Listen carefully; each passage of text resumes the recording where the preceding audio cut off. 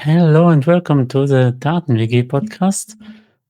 This is kind of a special episode because when you're involved in some community efforts, then it really becomes a part of yourself, and all this effort is intrinsic motivation, but you also have to keep it some kind of professional. And sometimes when you're not focused so much at a certain thing anymore, then you have to, yeah, give it on to give it to someone who is, maybe more focused, maybe just more locally based. And this is what happens with the Berlin Power BI user group, where Ioannis is the new group leader now because he's very engaged and active in the community. And as someone who managed the group before, especially through the COVID times, of course, I will always be connected to this user group, but someone who's more professional and enthusiastic about it is Ioannis. Hello, Ioannis. Nice to meet you. Hi, Arthur. Thank you for having me, and hi to everyone. Thanks for the nice words. Yeah, as I already mentioned, you're based in Berlin, and you're running the user group, and I think the rest you can tell by yourself. Exactly. So when it comes to the user group, I used to run. I mean, first of all, the Berlin user group used to be the first Power BI user group that I ever went to when I started back in 2016, 17, working with Power BI. So it has kind of an emotional connection to me. And it's very nice to have the opportunity now to take over or co-lead and co-organize with you guys the group and keep it alive. In parallel, or before that, actually, I used to have and lead the Athens Power BI user group. I'm Greek in origin, and I've noticed that there's kind of a gap. There's nothing similar to that in Greece and in Athens in particular. So I thought, why not spread the word there and get some technical and professional people working with Power BI, giving some speeches, quite a lot so far for the last years. But thanks for your interesting invitation. In order to keep it also very practical and down to earth to me, for me as well, I thought that it's going to be easier if we combine forces for the two user groups. So the idea is that the speakers are the same. Simultaneously, we are presenting, and the plan is that this is live broadcasted on YouTube. So hopefully, more engaged people, broader audience, let's say. So we can reach even more people because, we at some time, especially when we had to do the switch to remote sessions during COVID, and then we also tried to record as much of them as we could, or as the speakers wanted, and then publish it on YouTube. Because knowledge sharing is, I think that this is what the community is all about. Exactly. Yeah, very excited about this one. And talking about that, we already have the first speaker for this one. It's going to be Bianca Stratulat. Yay! So Bianca is Databricks champion, and she'll be talking about obviously how to integrate Databricks with Power BI. The session is going to be on October the 9th. Exact time, it's going to be 7:30. But you can follow me on LinkedIn or you, and you can get more insights on that. Yeah, definitely recommendable to follow this guy on LinkedIn and also the user group on YouTube. And very interesting topic. I shouldn't miss it. Like Databricks and Power BI is, I think in the bigger companies, it's for me it's a lot of an issue and always some assumptions that are not always realistic. So it's challenging in projects, and I'm very looking forward to maybe learn more the Databricks perspective on this. Yeah, I think that's the trend is there. It's coming up more and more. Yeah. So yeah, looking forward to this one. And so when do you actually started the Athens user group in Greece, like remote in Greece? So is it It's already been 2 years, 2.5. okay? I think 2 years, let's say. Yeah, Mm. 2 years. And, but Yeah, we had. I mean, I didn't keep it also there very regular. I didn't have a very frequent. I didn't have frequent talks there, but it was very nice to get people talking.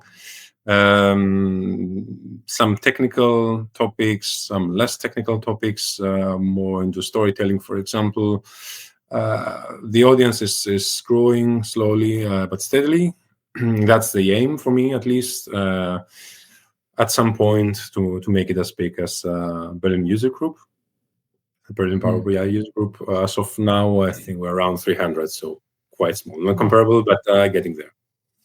yeah, so Berlin, it's like lots of members, but for months we did not had any talk this year. So that's fantastic that you're on board now, and we can go together, because I think there's such community-driven initiatives. They live when someone is passionate and someone is motivated to create and organize. We shouldn't forget that it's just voluntary work, and it's not kind of a work we get paid off. So to make like a meetup every month, it's more like, okay, when we are passionate with this, we do this as much as it's possible, but it's like not something with hard Yeah, monetary stream. it's amazing how many people you meet in this community. I love this community. You meet passionate people that they are super engaged. They put a lot of their own time, their free time, there to share knowledge. On every aspect, I've get to know a lot of people that also privately they are totally fine sharing their tips here and there, but also give speeches like crazy, traveling quite a lot, blogging. There are a lot of people that you can follow if you are new to Power BI. Yeah, for example, also you, and but your start in the community also was the New Stars of Data, like an initiative from Ben Weisman and Kobalt. I think I know Ben Exactly. Weisman the most of it. So can you tell more about your journey in New Stars of Data? Yes. I will start with saying whoever would like to get into speaking, definitely I would recommend getting involved with New Stars of Data.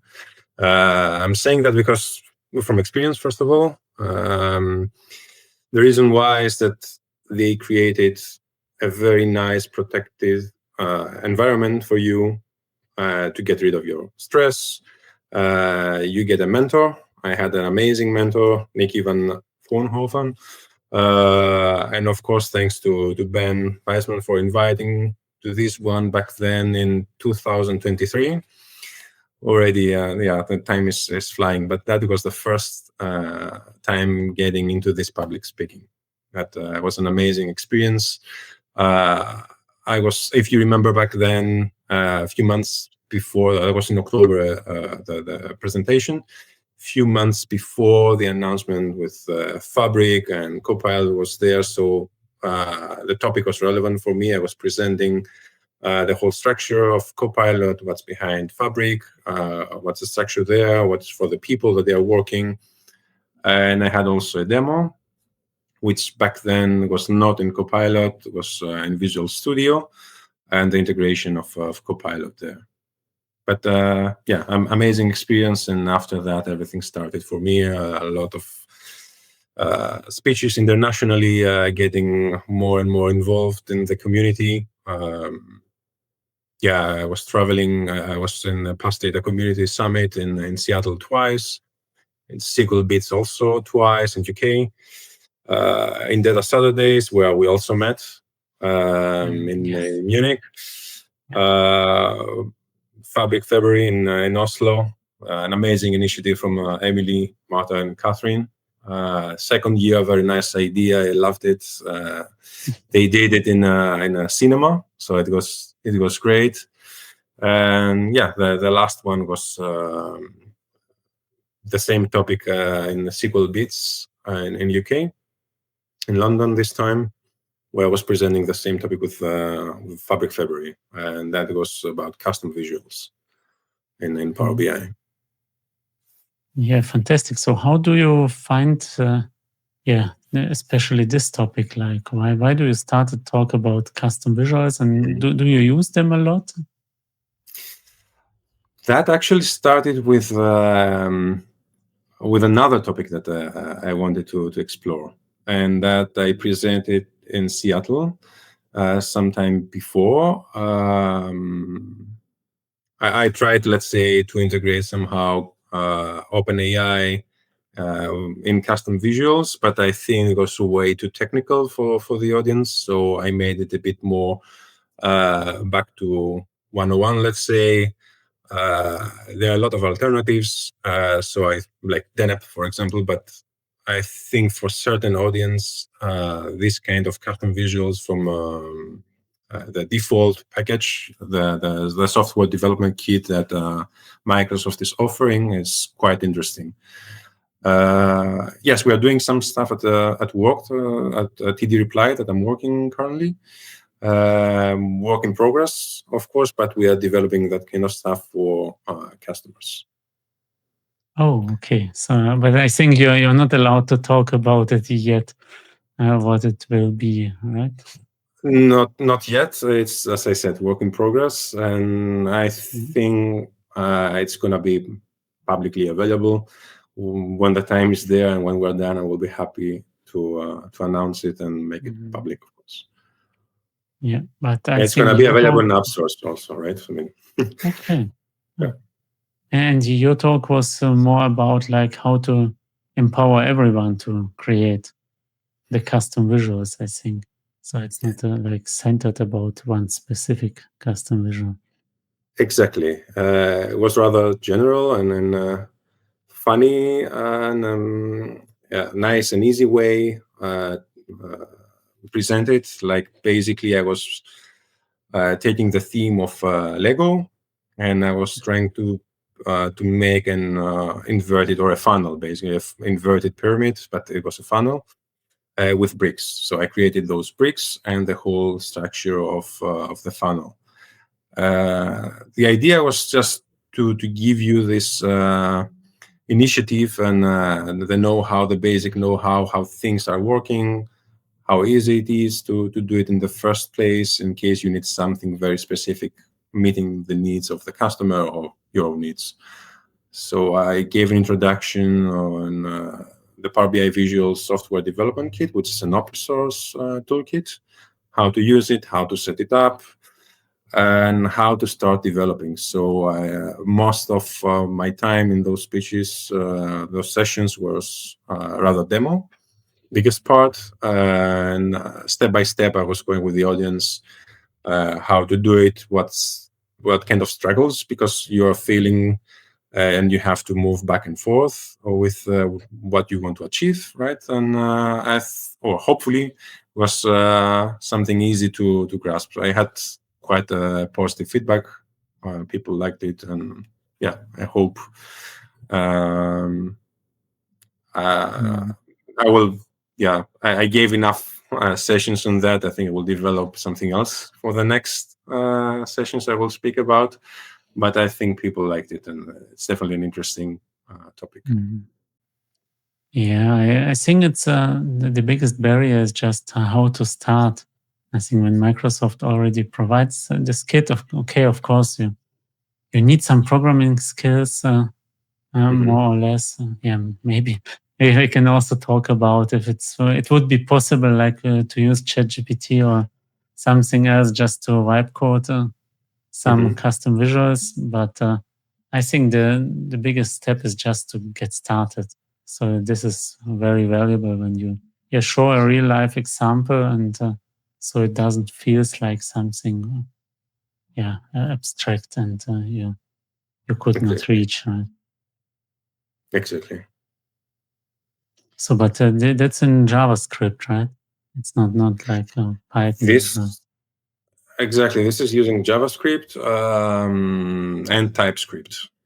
Okay, yeah. I mean, definitely open like ChatGPT can help with some mistakes though. So don't rely on it 100%.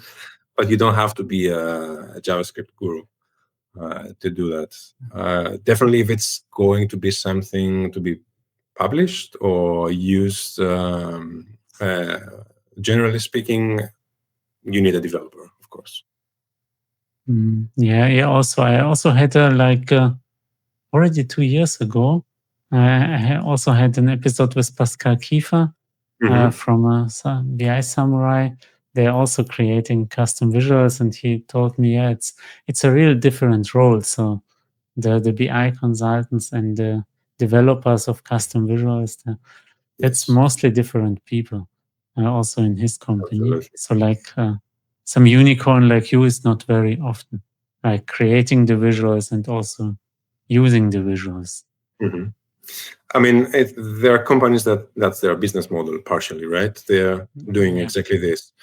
And that used to be some of the questions that they used to take. So can I customize the existing visuals? So not that easy, because a lot of those companies providing those widgets are making money out of it. So their code is not publicly available. But definitely you can provide something or create something similar, having this first idea. And maybe it's not as easy as using Deneb, for example, but has some advantages. So it's fully integrated, it's dynamic, comparing to Deneb, the final visual, let's say, in the integration is overall better. So it depends where you want to compromise. You can definitely go and invest on that. Otherwise, there are lots of alternatives. Yeah, okay, but this is a good point. Where your trade-offs in such a process? So you can use just SVGs and like some custom just visual output. Then you could use, of course, Deneb, which is more or less open language like Vega Lite. As something you can also use and migrate externally. You can also use Python visuals or R visuals, and you can also use your own custom visuals as kind of more. I think most complex is still the scenario with the most effort, but when you do it right, it's as you told, like the best integrated one. Yeah. If it's something to be used for the long term, I think it's worth the time and the effort. Yeah. So do you would also create like custom visuals only for visualization issues, or more to add some interactivity that normal visuals do not offer? I rather do it, or what we are creating now is for certain features or services that are not there. Let's say filtering or buttons that they don't exist or they're not very obvious, and customers do ask for that. So I don't think having interactivity in existing visuals is something or in new visuals is something is missing or worth the time and the effort. I think you can do pretty good job with what exists there. But there are a few things here and there that they are missing in terms of buttons, filters, basically that, or things that are making the overall experience of the end user more smooth and better. Because let's not forget that the consumer of the reports we're making in Power BI, those consumers are not always very familiar with all the features. I think lots of people are asking the usual, can I input data directly in the report I'm using? That kind of stuff, or they don't know how exactly they interact. So they don't know how to click on certain bars and highlight the category that's there in the chart bar, for example, in the bar chart. They're not familiar with that. In certain companies that Power BI is newly introduced, maybe they are lacking some training. That's up on us, of course. But yeah, let's not assume that everyone's is familiar with it.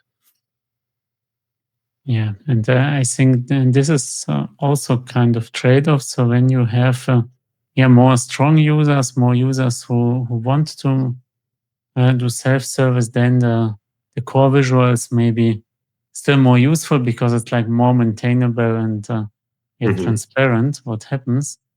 But when you have more like consumers who want it as easy as possible and like an app experience inside of a report, then you may go for custom visuals because it's just about visualization. It's not about like maintainability by the business users themselves. Exactly. Like learning and building basic reports in Power BI is easy. I think there are so many sources to learn the basics very fast that everyone having access to it can build something for self-service in almost no time, let's say. The rest, but Power BI is still a BI tool. So the deep dive of it and the specifics and all the know-how that's coming behind with a semantic model build up, or the visuals that they should be on the correct and proper way to have a correct storyline behind it, based on the stakeholders that are going to be using it. That's where we are coming in, right? And yeah, then you need professionals, I would say. Still, let's see where Copilot is leading us. Yeah, so but this is like another question. Will this kind of a front end for data analytics, will it be Power BI in the future?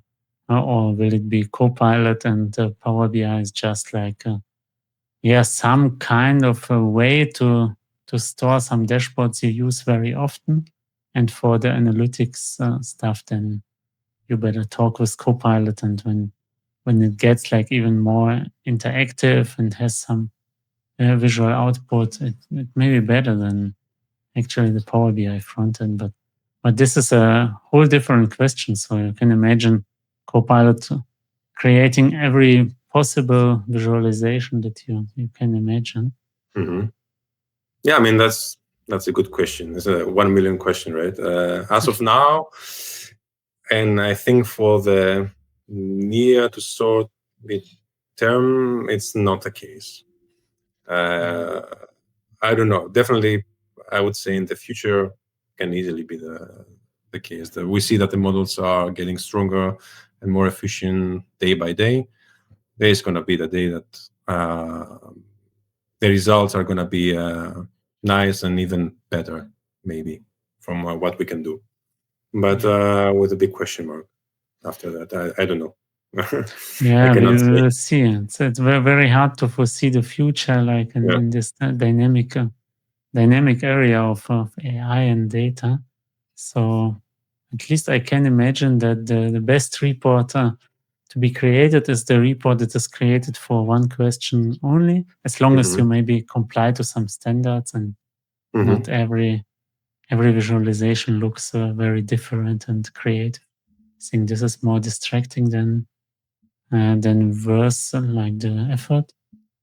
But that may change something. But there's as the market for external visuals is still comparably big, so there are also like very small visuals, like just a filter, or there are very big visuals like Zebra BI or InfoRiver that like have a complete application inside of Power BI, and they just use the very good semantic modeling stack of Power BI for some kind of own application. Yeah, definitely what's going to be missing in the front end, at least, is going to be the creativity and thinking through, right? And you can see that as of now. I mean, we're always talking about now and the next couple of years, maybe. You can see that in the recent challenge that Microsoft rolled out for the 10 years of Power BI. The creativity there of people is amazing. Like amazing reports, very beautiful, very creative, very efficient. I think this is something hard to that in general, like AI can bring up, or can be very repetitive going on. Yeah, we will see. So, We'll see. and but before this, of course, mind the 9th of October, Berlin and Athens, Power BI User Group. Anyone who's interested in Databricks and Power BI, a very hot topic. And also follow Ioannis for follow Ioannis blog, and also follow Ioannis for lots of content, not only about custom visuals, but also he's good knowledge at this. And yeah, that we almost have the half an hour, and I have one last question. And for you, of course, as someone who is really deep into this custom visual thing, so what is one feature or one visual in the core visuals that you would like to see in the near future? What would be your favorite? A new one, you mean? That should be included in the core. Either a new visual or maybe an improvement of existing core visuals to make them more. Good one. Hopefully, the one we are developing right now. Okay. But apart from that, I would like to see something more advanced regarding maps. And in general, when it comes to geo data, something more advanced and maybe more specific. Okay.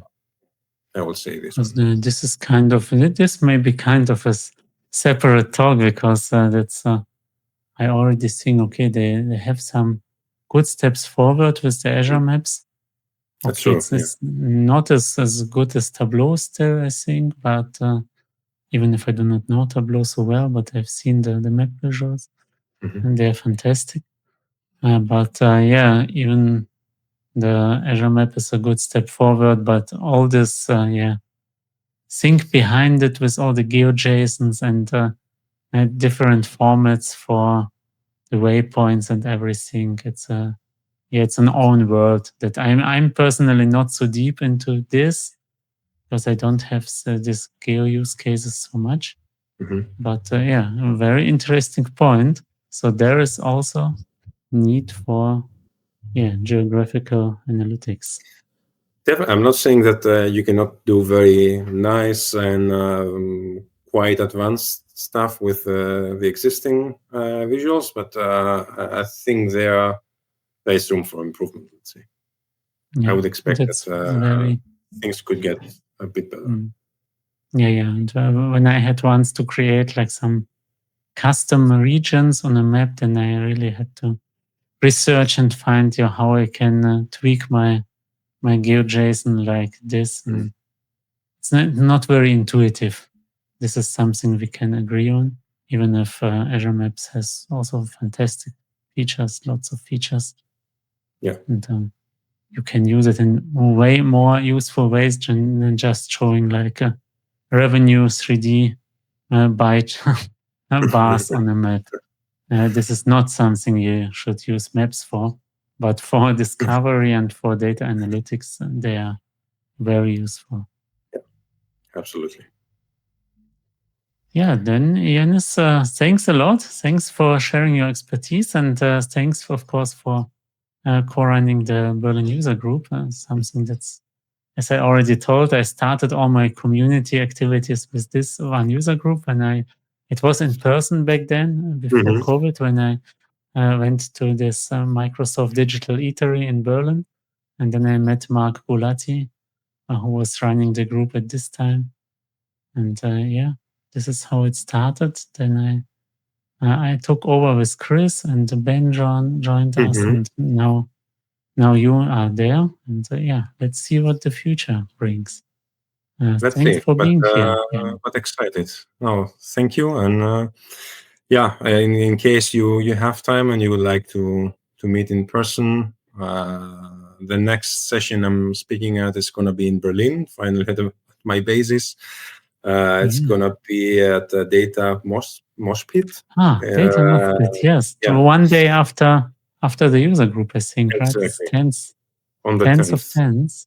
Mhm. Yeah, Yes. I'm still not 100% sure because I still have like roots in Berlin, but that's not 100% that I can be there, but I will try because it looks very fun in this It's kind of gonna be conference. fun, a very interesting setup with metal music. It's gonna be in Kreuzberg in Tommy Weisberger house. So I mean, you need to have tickets, but it's for free. So you just need to put a hold of your place. And there I'm gonna be presenting with Vitalia, also a Databricks topic on Power BI. So in case you are interested, feel free to pass by. Yeah, and everyone who's listening to it and is also interested, I will also link it in the show notes below. If there's still some tickets left at the time we publish this, then just grab them. I didn't even knew they're for free. Fantastic. Such a cool event. As far as I know, I hope I'm not spreading false news, but as far as I know, that's the case. Okay, we will do the fact check afterwards. And yeah, thanks again. And we will definitely meet at this event or at some others. And yeah. Thank you. Good Thank you for having times ahead, and enjoy the community, everyone. Thanks for listening. Thank you.